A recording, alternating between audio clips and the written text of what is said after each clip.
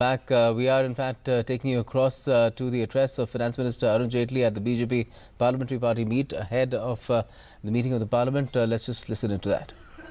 जितने भी विषय इससे संबंधित हैं, संसद में हम अपना पक्ष रखेंगे।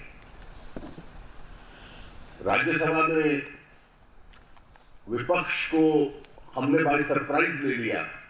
जब उन्होंने चर्चा की मांग की तो हमने कहा तुरंत शुरू कीजिए।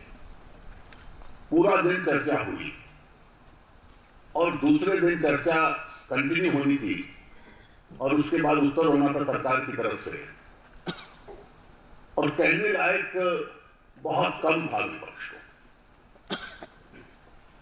और इसलिए उन्होंने रणनीति बदल ली कि रोज नए नए कारण ढूंढना कि अब हम चर्चा नहीं चाहते। अगर संसद में चर्चा नहीं होने देंगे तो जितना ऐतिहासिक कदम माननीय प्रधानमंत्री जी ने उठाया है, हम सब की जिम्मेवारी है कि जनता में इसकी चर्चा करें और उसके लिए सभी तथ्यों के साथ हम लोग तैयार रहेंगे। बहुत कम निर्णय ऐसे हुए हैं सरकार के जिसका आर्थिक, सामाजिक और राजनीतिक जीवन के ऊपर इतना प्रभाव रहने वाला है जितना इस एक निर्णय का है। और यही कारण है कि इसका देश भर में स्वागत हो रहा है। हर सामान्य नागरिक को और ईमानदार आदमी को लगता है कि कम से कम एक निर्णय हिंदुस्तान में हुआ, और शायद पिछले 70 साल में ऐसा निर्णय नहीं होगा जिसमें उसकी ईमानदारी के ऊपर प्रीमियम रखा गया। और उसको लगता है कि जो भ्रष्ट व्यक्ति थे और व्यवस्था में भी जो कमजोरियां आई थी उसको परिवर्तित करने का ये निर्णय एक बहुत बड़ा कदम उठाएगा।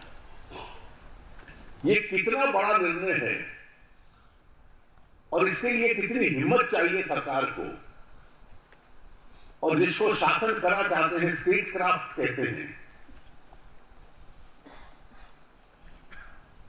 दुनिया भर के हर देश में, विकसित देशों में जो देश की पूरी अर्थव्यवस्था जीडीपी होती है उसकी औसतन 4% करेंसी होती है। हिंदुस्तान में 12% है, और जब ज्यादा करेंसी घूमती है तो स्वाभाविक है कि ज्यादा व्यवसाय कैश में होता है। कैश में होता है तो बैंकिंग व्यवस्था के बाहर से होता है, फिर उसके साथ ब्लैक मनी, टैक्स का नॉन कंप्लायंस, उसके साथ अन्य भ्रष्टाचार, टेररिज्म, काउंटरफेट करेंसी। जब करेंसी की वॉल्यूम ज्यादा हो जाए तो ये स्वाभाविक उसके साथ जुड़ते हैं। आप अगर देश की टैक्सेशन व्यवस्था देख लें, हम हर साल बजट पारित करते हैं तो बजट में एक शब्द आता है फिस्कल डेफिसिट, वित्तीय घाटा कितना रहेगा। इसका अर्थ क्या है? सरल भाषा में इसका अर्थ है कि हम लोगों को लगभग इस वर्ष का ले लें तो 8 लाख करोड़ के करीब इनकम टैक्स इकट्ठा होगा, 8.5 लाख के करीब इनडायरेक्ट टैक्स इकट्ठा होगा। लेकिन सरकार का, देश का खर्चा चलाने के लिए हमें 4-5 लाख करोड़ इसके ऊपर उधार लेना पड़ेगा, क्योंकि 16.5 लाख से देश नहीं चलता। आप में से मैं उत्तर नहीं मांग रहा, एक बात केवल अपने मन में कि ईमानदारी से टैक्स देने की व्यवस्था देश में कायम हो जाए तो ये जो 2 आंकड़े दिए हैं इसकी तुलना में कितना होगा उसका अंदाजा आप लगा सकते हैं। क्या ये उधार लेकर देश चलाना पड़ेगा? क्या बजट का बड़ा हिस्सा उस उधार के ऊपर ब्याज को वापस देना पड़ेगा? ये जो आज ग्रामीण क्षेत्र पिछड़े हैं क्योंकि हम पूरा निवेश नहीं कर पाते, क्या देश के पास इतने साधन होंगे कि उस दिशा में हम लोग निवेश कर पाए? यही 4-5 लाख करोड़ रुपया सालाना और अधिक गरीबी मिटाने में गांव के क्षेत्र में चला जाए, और इसका सारा प्रत्यक्ष संबंध जो है वो गरीबी के साथ है, गरीब लोगों के साथ है, उसका उन्मूलन करने के साथ है। ये मैं इसके आर्थिक प्रभाव का असर कह रहा हूं। भारतीय सामान्य जीवन क्या है? ये दुनिया में बहुत कम देशों में है। मुझे संपत्ति खरीदनी है तो इतना कैश में, इतना चेक में। मुझे व्यवसाय करना है तो इतना कच्चे में, इतना पक्के में। मुझे चुनाव लड़ना है तो किस तरीके से साधन आएगा। स्कूल के टीचर को वेतन मिलेगा तो कितना कैश में जाएगा और वापस मिलेगा। देश भर के मजदूर को आप ये जो वामपंथी बात कर रहे हैं, कम से कम इनको सोचना चाहिए कि किस व्यवस्था से को हम लोग समाप्त करने की कोशिश कर रहे हैं। वामपंथियों को तो कहना चाहिए था कि देश के मजदूर को न्यूनतम वेतन कई बार नहीं मिलता, ट्रेड यूनियन कहती हैं, और ये सच्चाई भी है। कैश में लिया और हस्ताक्षर करा लिए, और आज जब डिजिटल ट्रांसफर होगा हर मजदूर के खाते में, तो स्पष्ट आ जाएगा कि किसको कितना वेतन मिला है, किसने कानून का पालन किया है, किसने नहीं किया। तो गरीब को, मजदूर को, हमारा सामान्य जनजीवन व्यतीत करना कि जो ये भारतीय सामान्य है, मैंने एक शब्द का प्रयोग किया कि जो 70 साल से नॉर्मल माना जा रहा था कि इतना कैश में, इतना चेक में, इतना कच्चे में, इतना पक्के में, उस नॉर्मल को त्याग करके प्रधानमंत्री जी ने एक नया नॉर्मल क्रिएट करने का प्रयास किया है। ये इसके देश के, हमारे जनजीवन के ऊपर एक असर है, और ये कठिन नहीं है। निर्णय कितना बड़ा है इसको हम लोग सोचें कि आपको महीनों महीने लगते हैं।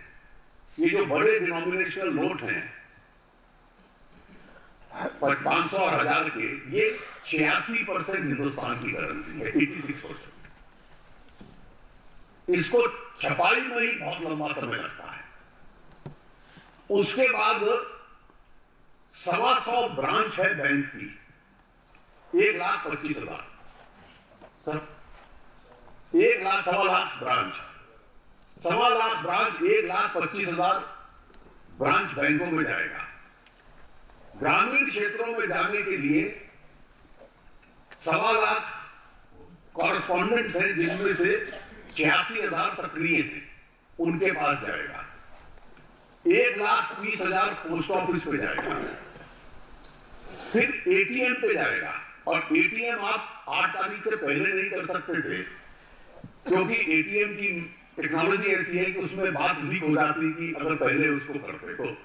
हर एटीएम बदलने में 4 घंटे लगते हैं, 2 लाख एटीएम है, तो 5-6 लाख डिस्ट्रीब्यूशन पॉइंट पे करेंसी छपना, महीनों महीने तक छपना, 5-6 लाख डिस्ट्रीब्यूशन पॉइंट्स तक पहुंचना, और जिस दिन आपने निर्णय किया अगले दिन से वैकल्पिक करेंसी डिस्ट्रीब्यूशन में आ जाए, और इसको गोपनीय रखना। इतने बड़े ऑपरेशन को मुझे तो समझ में नहीं आता कि कांग्रेस पार्टी के जो उपाध्यक्ष हैं बार बार बयान देते हैं कि मोदी जी अपने मंत्रियों से भी बात नहीं करते, वित्त मंत्री को भी नहीं मालूम था। फिर अगला बात कहते हैं अपनी पार्टी को बता दिया था। तो अगर हम लोगों को मालूम नहीं था तो फिर पार्टी को कहां से मालूम था? मतलब इस तरह की आप कल्पना कीजिए कि इतना बड़ा ऑपरेशन, और उसको सीक्रेट रखना। छपाई हो गई, डिस्ट्रीब्यूशन हो गया, डिस्ट्रीब्यूशन के लिए तैयार हो गया, केवल 24 घंटे का ब्रेक। इतना कठिन निर्णय और उसका कार्यान्वयन करना। और स्वाभाविक था कि जब करेंसी बदली जाएगी तो पहले कुछ दिन लाइन्स लगेंगी, धीरे धीरे कम होती गई। अब हमारा प्रयास है कि जैसे शहरी क्षेत्रों में थोड़ा सामान्य स्थिति बढ़ रही है, तो अगले कुछ दिन केवल ग्रामीण क्षेत्रों के ऊपर अधिक हमारा कंसंट्रेशन हो, क्योंकि रबी का सोइंग सीजन है। इसलिए तरह तरह से सरकार में उन डिटेल में नहीं जा रहा। किसानों तक मामला पहुंचे, कल रात को कुछ निर्णय हुए हैं जो आज सार्वजनिक कर दिए जाएंगे इस संबंध में। अब इसका पूरा आर्थिक अर्थ आप समझ लीजिए।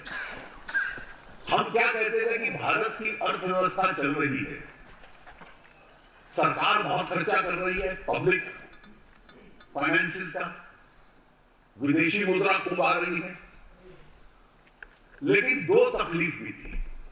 ये 2 इंजन पे अर्थव्यवस्था चल रही है, और उसके साथ भी दुनिया में सबसे तेजी से चलने वाली अर्थव्यवस्था, और चुनौती थी कि अन्य इंजन कैसे चले। निजी क्षेत्र का निवेश कमजोर था, और क्योंकि कांग्रेस के जमाने में जो बड़े बड़े उधार लोन दिए गए थे और ऐसे लोगों को दिए गए कि जो नहीं लौटा रहे थे, ये कोई एनपीए वो नहीं है जहां हमारी सरकार के आने के बाद लोन दिए गए, तो उनके कामों का असर जो हम पे पड़ रहा था, बैंकों की क्षमता एनपीएस के होते हुए उद्योग को सपोर्ट देना, ट्रेड को सपोर्ट देना, कृषि को सपोर्ट देना, इंफ्रास्ट्रक्चर के लिए पैसा देना एक सीमित क्षमता हो। आज इस व्यवस्था को आप देखिए कि लाखों करोड़ रुपया जो कैश में घूमता था आज बैंकिंग व्यवस्था में आ गया। बैंकिंग व्यवस्था में जब वो आता है, और क्योंकि ये सारा करंट अकाउंट सेविंग अकाउंट में आता है, तो इसको लो कॉस्ट मनी कहते हैं, जिसके लिए बहुत कम कीमत बैंक को देनी पड़ती है। अब बैंकों में जब इतनी बड़ी संख्या में आता है, तो एकाएक बैंकों की क्षमता कृषि में, इंफ्रास्ट्रक्चर में, ट्रेड में, व्यवसाय में, उद्योग में ऋण देने की क्षमता एकदम बढ़ जाती है। और क्योंकि ये लो कॉस्ट सस्ता कैपिटल आया है, स्वाभाविक है कि उस ऋण देने की जो क्षमता होगी, उसके ऊपर जो खर्चा होगा, जो ब्याज होगा, वो भी अपने आप कम आएगा। बैंकों ने ऑलरेडी कम करना शुरू कर दिया है, क्योंकि बैंक अपने खाते में रख के उसका कोई लाभ नहीं होगा पैसे का, वो आगे देना पड़ेगा।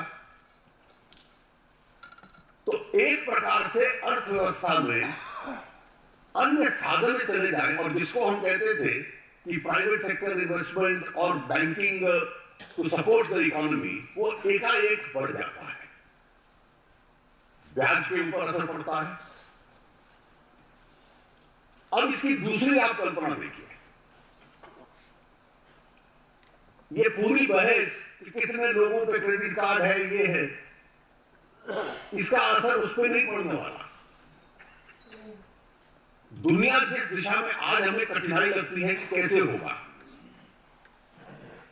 मुझे याद है, मैं एक उदाहरण देना चाहूंगा। आप में से कई लोग उस वक्त सक्रिय थे, माननीय अडवाणी जी को याद होगा कि 1996 में मुंबई में रेसकोर्स पे बीजेपी का एक राष्ट्रीय अधिवेशन हुआ, जिसमें माननीय अडवाणी जी ने घोषणा की थी कि अटल जी हमारे प्रधानमंत्री के उम्मीदवार होंगे। हमने पहली बार पार्टी की तरफ से 7 मोबाइल फोन खरीदे थे, और अधिवेशन की खबर कम छपती थी, और मीडिया में यही खबर आती थी कि बीजेपी, देखिए लोग मोबाइल फोन इस्तेमाल करते हैं। ये आज से 20 वर्ष पहले अटल जी की सरकार में एक ग्रुप ऑफ मिनिस्टर्स था, रामविलास जी उस वक्त थोड़ी देर के लिए टेलीकॉम मिनिस्टर थे, तो मोबाइल का वो जिक्र करते थे तो अमीर आदमी का फोन। तो 15 साल पहले और 12 साल पहले अगर आपको कहा जाता कि हर गरीब के हाथ में मोबाइल होगा, तो लोग हंस पड़ते। लेकिन ये परिवर्तन आया है डिजिटल में, और ये डिजिटल की क्रांति थी। और आप किस व्यवस्था की कल्पना कर रहे हैं? आज दिल्ली के स्कूलों ने माँ बाप को एसएमएस भेज दिया कि फीस आप कैश में नहीं जमा कराओगे, केवल मोबाइल पे आप डिजिटल के माध्यम से फीस जमा करा सकते हो। अलग अलग संस्थाओं में मजदूरों का वेतन न्यूनतम वेतन से कम, अब सबके लिए मजबूरी है एकाएक आपको डिजिटल ट्रांसफर मजदूर के अकाउंट में करना पड़ेगा। और जो लोग अगर निकट से इसको देखते तो उनके लिए हैरानगी नहीं होती। मोदी जी का पहला निर्णय क्या था? सरकार बनी तो एसआईटी बनाई ब्लैक मनी के खिलाफ, जो 2011 से पेंडिंग था। 3.5 साल हो गए थे, कांग्रेस के लोग नहीं करा रहे। दूसरा निर्णय, जो पहला बड़ा आर्थिक निर्णय क्या था? जनधन योजना। 58% लोगों का बैंक अकाउंट है, बाकी 42 को बैंक से जोड़ो। अगला निर्णय क्या था कि जिनके विदेशों में खाते हैं 60% ब्याज पे, 60% टैक्स पे जमा कराओ, नहीं तो 7 साल की 10 साल की सजा। जिनके HSBC स्टाइल में अकाउंट थे, इन्वेस्टिगेशन खत्म की, केसेस दायर कर दिए। बेनामी संपत्ति जब्त हमने पारित किया, 1 नवंबर से लागू हो गया। और वो कानून लागू होता है केवल इमूवेबल प्रॉपर्टी पे नहीं, मूवेबल पे भी। कि मैं दूसरों के नाम पे बेनामी करता जाऊं तो जब्त भी होगा और 7 साल की सजा भी। ये कानून था। उसके बाद मॉरिशियस रूट 1996 से चल रहा था कि मॉरिशियस, साइप्रस, सिंगापुर, यहीं से पैसा बाहर जाता है, घूम के उस रास्ते से आता है और टैक्स नहीं देता। मॉरिशियस वाला हमने रद्द कर दिया, साइप्रस वाला रद्द कर दिया, सिंगापुर से बात चल रही। उसके बाद 45% पे जिसके पास देश में ब्लैक मनी है जमा कराई है, 45% टैक्स पे। तो एक के बाद एक कदम सारे जो उठ रहे थे कि भाई हम आपको अवसर दे रहे हैं कि ब्लैक मनी को समाप्त कीजिए। ज्यादा आपने अब ब्लैक मनी जनरेट कहां से होती है? तो जीएसटी आने से जब सारी ट्रांजैक्शन नेट के ऊपर आ जाएगी, हर खरीदारी, हर मैन्युफैक्चर, हर बेस, हर एवरी लिंक ऑफ ट्रांजैक्शन, और जहां खर्चा करोगे 2 लाख से ज्यादा तो पैन कार्ड लो, तो जनरेशन को भी कठिन कर दो, और खर्चा करना है तो स्वाभाविक तरीके से जो टैक्स पेड पैसा है उससे करिए। तो ये सारे कदमों को जोड़ लीजिए और 2.5 साल में ये वो कदम है जो 70 साल को सामूहिक ले लिया जाए तो किसी सरकार में कुल मिला के कुल योग नहीं करती। अडवाणी जी ने ब्लैक मनी के खिलाफ यात्रा निकाली थी। एक सवाल पूछा था, आप क्या कर रहे हैं? आज 70 साल की बैलेंस शीट और ये 2.5 साल इस दिशा में जो कदम उठाए गए हैं उनको एक के बाद एक कंपेयर कर दीजिए। और इसका असर था कि ये स्वाभाविक अगला कदम था। और इसका असर क्या होगा? मैंने पहला असर आपको बताया कि स्वाभाविक है कि थोड़ा सा करेंसी स्क्वीज होगी, और करेंसी स्क्वीज से थोड़े दिनों के लिए व्यवसाय कम हो सकता है, लेकिन उसके बाद सारा का सारा व्यवसाय, कोई ये कल्पना नहीं करता कि 100% कोई अर्थव्यवस्था कैशलेस हो जाएगी। करेंसी रहेगी, कैश रहेगा, लेकिन अधिक मात्रा में डिजिटल रिप्लेस करता है। जैसे वेतन आपको चेक से मिलता है, बैंक अकाउंट, हमारे सांसदों की तनख्वाह अपने आप बैंक में पहुंचती है, कोई कैश नहीं देता। मजदूरों की पहुंचती है, हर कर्मचारी की पहुंचती है, स्कूल फीस की पहुंचती है। तो हर प्रकार का जो ये व्यय है, पहले हम लाइन में लग के कैश में टेलीफोन का बिल देते थे, आज अपने आप जाता है डिजिटल से। तो एक एक खर्चा इस प्रकार से होता जाएगा, और एक एक सप्ताह में, पिछले 10-12 दिन में, ये जो डिजिटल यूजर है अलग अलग उद्योग में कहीं 400% बढ़ गया, कहीं 300% बढ़ गया, इस तरह की समाचार आ रहे हैं। तो ये उस दिशा में मूवमेंट है। दूसरा इसका असर ये है कि अन्य ट्रांजैक्शंस सारे जैसे ही एक्सपैंड करते हैं, तो मीडियम और लॉन्ग टर्म में अर्थव्यवस्था का साइज भी बनेगा, क्लीनर भी होगा। ब्लैक मनी से काफी हद तक आपको मुक्ति मिलेगी। क्राइम में जो पैसा जाता है, ब्राइबरी में जो जाता है, रिश्वत में जाता है, काउंटरफीट करेंसी में जो जाता है, उसको एक बहुत बड़ा झटका लगेगा। और टेररिज्म एरिया से लगभग इस प्रकार के समाचार हम लोगों के सामने आ रहे हैं। अब इस ट्रांसफॉर्मेशन में कठिनाइयां भी हैं। आप एकाएक सारी करेंसी रिलीज कर दें तो देश में कुछ लोग हैं जो आजकल योजना बनाते रहते हैं कि कैसे हम ब्लैक टू ब्लैक कन्वर्ट कर लें। हम सब सुनते होंगे, तरह तरह के तरीके ढूंढते हैं।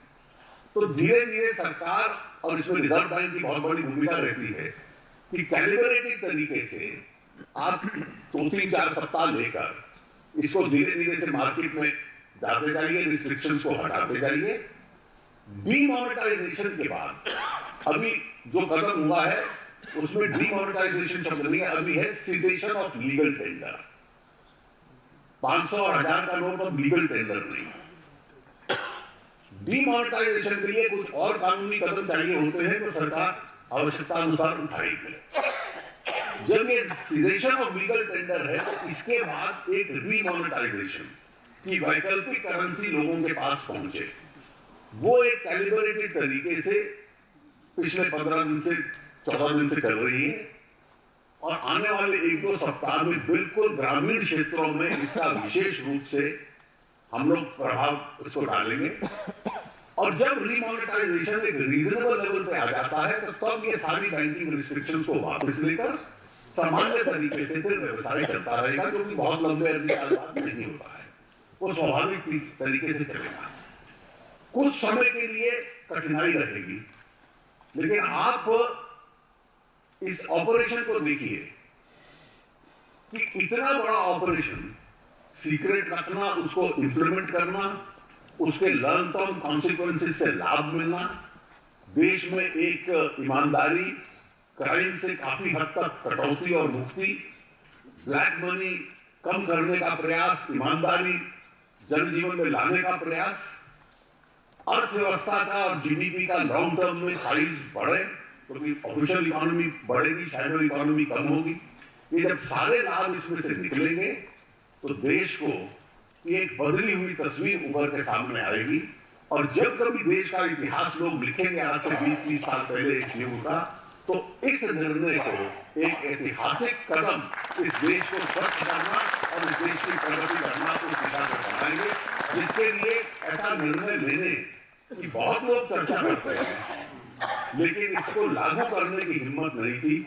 माननीय प्रधानमंत्री जी के नेतृत्व में ये कदम उठा है, इसके लिए